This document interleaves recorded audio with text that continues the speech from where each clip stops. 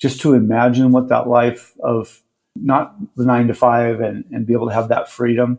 Ultimately, when I could see that, I felt it, and it carried me on my way.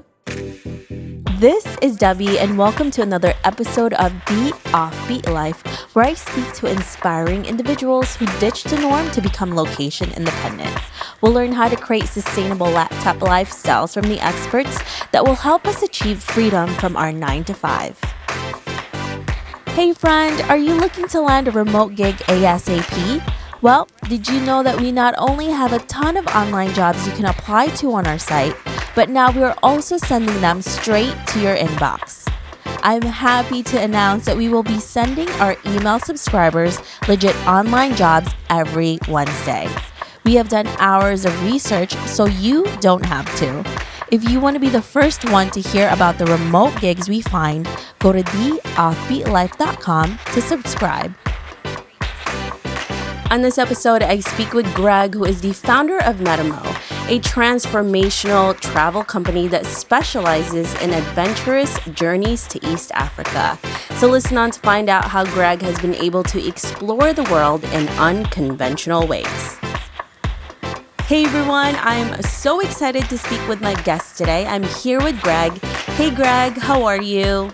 Hi Debbie, I'm doing great. Good to see you. Thank you so much for being here. Can you tell us a bit more about you and why you live an offbeat life? I live an offbeat life because I'm always thinking outside the box as much as I can, looking for that opportunity to see things differently, to be bold and try new things, and at the same time keep a steady beat with life, with people, and keep family and friendships intact, but still not afraid to go off grid and quit a job after 25 years to start a new endeavor or whatever may come my way. So Greg, I know for a lot of people, when they think about someone who left their 9 to 5, go off and travel the world or do something really different with their life, they're thinking about millennials, Gen Z generation, but you did this. You were at a job that you've been at for 25 years, and you've already been a traveler, someone who's super adventurous. But you started a new life for yourself after 25 years of being in the same place that you loved to do something else. What was that transition like? Why did you decide to do that after all of these years to start doing more adventurous things, right? And I love that, by the way, because it just shows us that you can do this at any age. Well, thanks for asking that question, because I don't really talk about it too often. So it's got me looking back on the evolution of that. I've been doing African safaris in East Africa for 20 plus years. So it was definitely a passion and definitely something I always dreamed about doing full time, to see what it would be like to, take a different course and really go for that passion. But I loved my job. I loved the community I was with and worked for, but it was way more than that. It's my family had been 5 generations in that environment, in that school. As an educator. So, it's an entire community that I absolutely love, and I'm obviously still a part of it, but to leave that I never really could imagine that. And then one day I was talking to my wife, and I got to give her so much credit, or so much, because you're only as happy as your wife is. And, I was talking to her and I said, hey, what if I were to take kind of the meager retirement that they kind of gave us, which wasn't much at all. And I said, if I were to leave and really go for this African safari full-time, major push to make this dream happen. And she said, go for it. And that just was the changing point. So, but even with that, it took shedding a lot of stuff over many months to get to the point where I finally made the decision to do it. And one of the things about my job is I was constantly in a position to be able to help students and people. And so I was trying to imagine what that would be like, not having that in my life. That was a big part of it. As I thought about it, and really decided that, no matter where you are in life, you can help people. So why not go for something that's a dream? I'm, getting to be 60 here fairly soon, but it was more just being bold and trying a new course because I've always done that with other things as well. So yeah, so I just went for it, and it was extremely difficult personally to leave, and then of course the pandemic hit. So the timing is interesting, but people are going through so much that this is just my own little world. But it definitely was timing that it gave me the time to really build the foundation, really recreate the brand in a major way. And yeah, it's been quite the adventure. I love that. And also, you talked about shedding a lot of things Yeah. before you actually made this decision. And for so many of us, that happens, right? And I'm sure for you, Greg, this has happened several times in your life. You did a lot of different things before and then now. What makes you really go for something else, something more that you have in your life? Because that is really difficult, especially when you are in something that you've been in for such a long time. What was that mental block that you really had to get over before you finally did this? And I know you talked to your wife about this and she was, you had that conversation and she was okay with it. But for you, what was it that was stopping you, even though you knew this was something that you really wanted to do? I maybe haven't thought about this quite like this until now, but it hit me when you said that it's, for me, it was the being able to have the vision to see what that life would be like and be able to picture that 10 years out, or longer. And when I can start to see it even more clearly, that this life of adventure could be a part of everyday existence, right? With travel and with, once the vision comes and I can see it, I go for it. I also remembered back to one time I was working on a safari for a client. He was a doctor from Texas and his daughter. And I was in the Bahamas. We were on vacation, this is many years ago. But I was working on this plan, and it was the warm breezes, turquoise water. We're in this really cool place. And I had to take care of the finishing touches of this safari for this gentleman. The daughter climbed Kilimanjaro, and then they met in Kenya. And so I got to finish this up, and he was off and on his way. And I thought, wow, to be able to do this on the computer from like the Bahamas, and this was probably 10, 12 years ago. And I will never forget that feeling. So I thought about that, and that kind of helped me along as well, just to imagine what that life of, not the 9 to 5 and be able to have that freedom. And I know you talk a lot about freedom, and really ultimately when I could see that, I felt it, and it carried me on my way. And this is something that I actually just recently talked about. And this is something that I found for myself too. I think the last year, maybe a little sooner or recently than that, is everyone always thinks about happiness, freedom, equating to money, right? Like I need to make a certain amount every single month, a year to be really happy. And for me, living in New York City, I see so many people making a ton of money and they're just so unhappy with their life. And then I've gone traveling and also have met friends who don't make as much, but they have a life that is so much more fulfilling. And I actually started think about it in a different way. And I spoke about this in a recent solo episode that I had about restructuring the way we think about that type of life, like really happiness and freedom and what we want, that instead of thinking about what you're making every single month or every year, think about the lifestyle that you see yourself in and figure out how much money you actually need for that lifestyle, right? Because maybe you don't need like $200,000 a year to afford that living. Maybe you just need like 80,000 or even 50 to really live a happy life for yourself. So it really depends on what that looks like. And I love that you had that moment of clarity, a decade ago and thinking about it back then. And you're like, that's my life of freedom, of happiness, of being in front of like beautiful turquoise waters and helping people create their own adventures, So that is, I love when people have those senses of clarity in their life And when you think about those times, it's not the amount of money you're taking in your pocket. It's about the experience you're having, right? So it's so mind-boggling, I think, when I finally realized that, and when you touched up on that, Greg. That's so amazing. Well, you're doing a great job communicating that out because it doesn't get talked about enough, and it's really important what you just said. I think about it sometimes in terms of being life is transient to a point, and one day we're going to all be on our deathbed.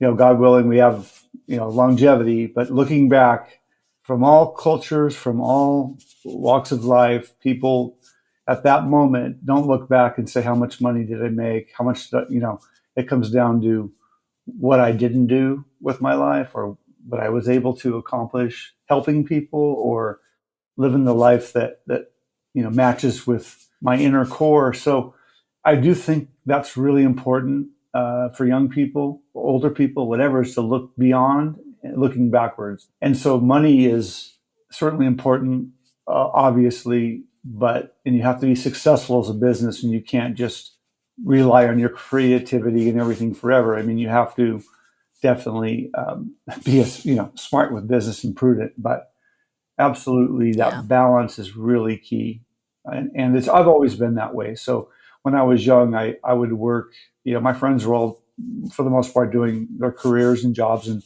I would go work for a year or two, save my money, and be on the road for a few months, traveling on the cheap, right, on a budget. But that's where the greatest things happen. So Yeah. And that's the thing. I love talking and I love money. I think money is a great tool and we all need this. And I think also the other side of this is people thinking money is evil, money is bad, you shouldn't talk about money. I love talking about money. I love making money. I think it's such a huge tool because you can also help so many people with it, mhm. right? But again, to think about it as a tool, as a way for you to make your life better, not, as a way for you to like, oh my gosh, to imprison you, because it can become a prison for you when you think about it in that sense. So I think it took me such a long time to get to that point, to think about it in a different way. And now I'm like telling everybody about it. I'm like, oh my gosh, this is how I'm thinking now. Hopefully it changes like your way of thinking too. And for you, Greg, I know you've changed what you're doing now recently.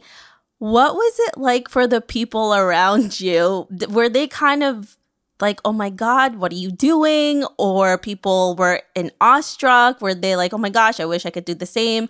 What was that experience like? What were people's reactions when you told them that you were leaving a quote unquote stable job to start this new adventure for yourself? Wow, that was a profound moments with my friends. I have deep relationships with them, going back decades in some cases, and it was a bit of a shock. It was emotional, and it was also enlightening in the sense that every one of them was very supportive. Like, you could just sense, like, go for your dreams. Absolutely, everybody, without question, had that I'm close to, had that reaction. Like, why not go for it? Now's the time. And I think that it helps people in some way look at their own journey and say, maybe I should consider leaving, not leaving the job, but following a dream of some sort. So, and I have to say, like, I worked in the nonprofit world. So it was more of a vocation, in the sense that I really didn't even, some years, didn't even know what I was making, hardly, as a teacher in a private Catholic high school. It was, something, obviously had to pay the bills, but that wasn't the primary reason.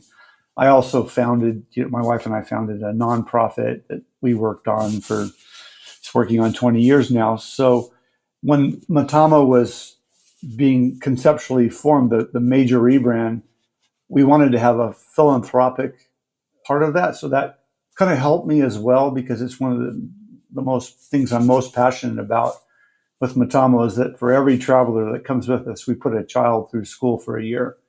And that's transformative in itself. And so that idea of transformation, I looked at this, back to your earlier question. I do think about the concept of transformation and transformational travel.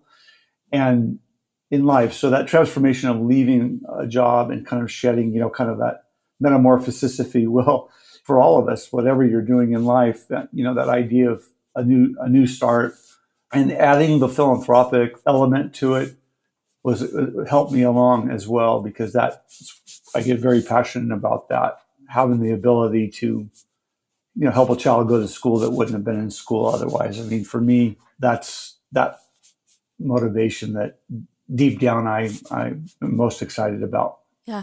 And that is one of the best things that you can do in your business, is not only help yourself, but also other people in a different form and sense, and I think that's one of the most fulfilling things about creating a business, is when you can finally start affecting other people's lives. And that has been a part of your mission, even as an educator and now as someone who does plan trips for other people. But then there's also another thing that goes along with it, which is to help children get education. And I love that. I love that there's a bigger purpose for it, and that you are really doing something that is not necessarily different, right? Because it's still in the educational sector too. You put a little of your own twist to it. So that is pretty awesome for you. So when you started this new business that you have, which is a travel company, you help people plan, really out of the box type of travel. How did you get your first clients, especially now when it's really hard to do this? And I know that maybe it's so different, and absolutely it's so different from what you thought it was going to be when you were starting it out. How are you trying to reach clients? How are you doing now with everything that's happening in the world? There's two parts to that. One is there's been a long history in existing clients that go back to the late 90s, that have traveled with us and have been, become friends and have been on the journey, and many times, several have been back multiple times with us. So there's a long history there. So I was able to build on that. And then there's, the word of mouth that comes from that. So there's that organic part of it that is strong. And then the other newer start of it is phase of it is the putting ads out there, basically, through social media and getting the word out in all kinds of ways, including a podcast, including some other direct emails, and really trying to capture that niche that is our market, which is people that can afford such a trip. Obviously, this is, talking Africa, it's a big ticket item. But what we offer is to take care of everything from the moment they touch down. So there's not all these hidden fees and that type of thing. We just want complete decompression, complete relaxation, and just an incredible couple-week journey where they're not worrying about anything at all. And in fact, they're able to, get recharged completely for their own personal and even for their professional life. So it's really been interesting going out through social media, because it was new to me to be able to market and to advertise in that way.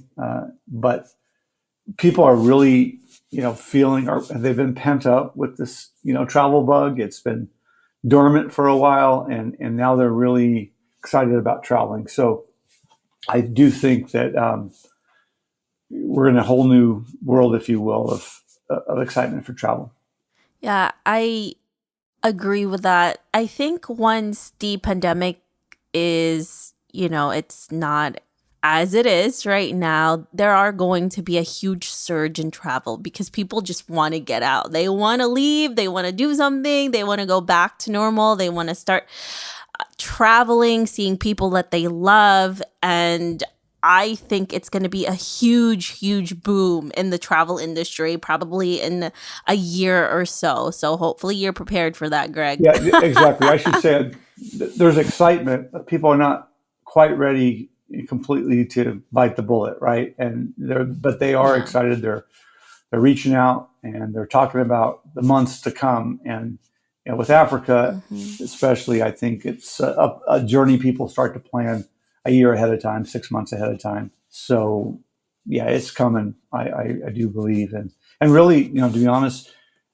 over in that part of the world, in East Africa, Kenya, Tanzania, I mean, people are hurting. I mean, this is has ripped lives apart. Every individual in the tourism market takes care of 7 family members for subsistence. So I think there was 12,000 people a month for many, many months lost their jobs in Kenya alone. So you can imagine the impact there. So, but we're starting to see more travelers, and people are, again, interested in and looking forward and booking trips. So, yeah, I think it's going to be really amazing. And I can't wait to see that surge for you, your business, and for everyone else in the travel industry, because it is really hard right now.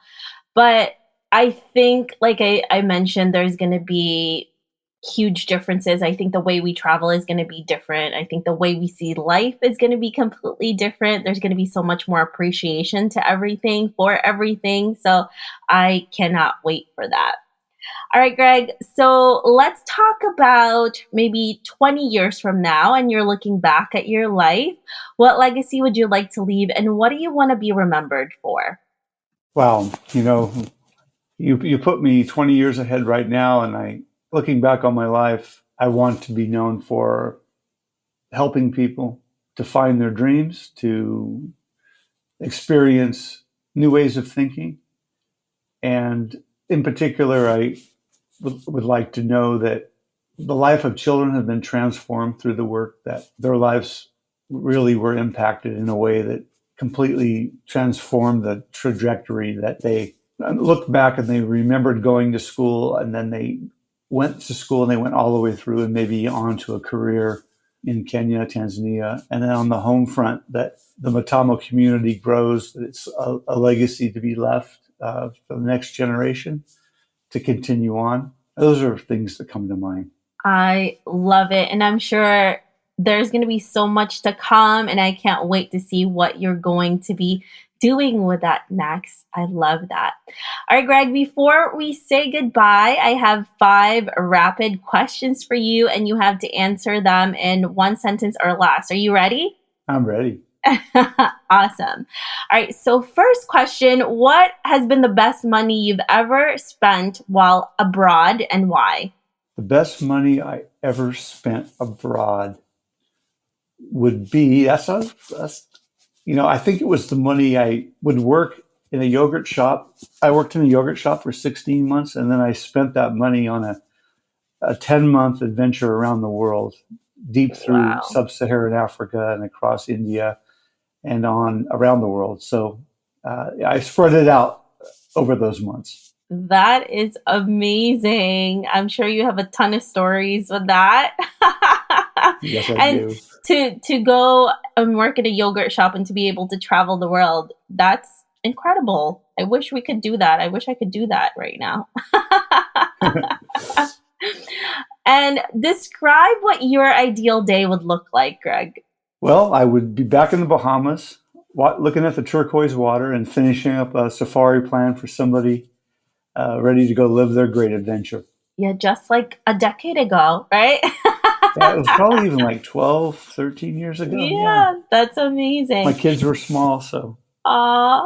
Where is the best location to live, do you feel, as a remote worker?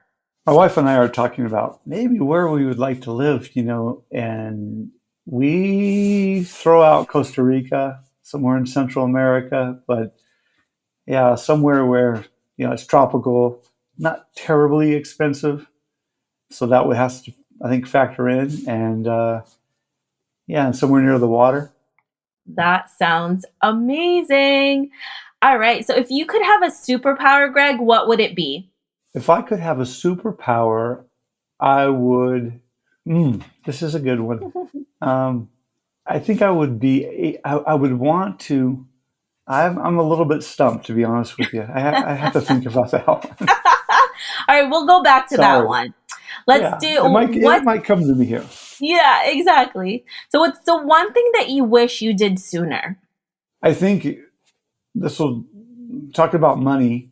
I think the idea of saving $25 a month, $50 a month, putting into a Roth IRA when I was younger, and just contribute to that. and just because you're not going to, I mean, generally you're not going to miss it.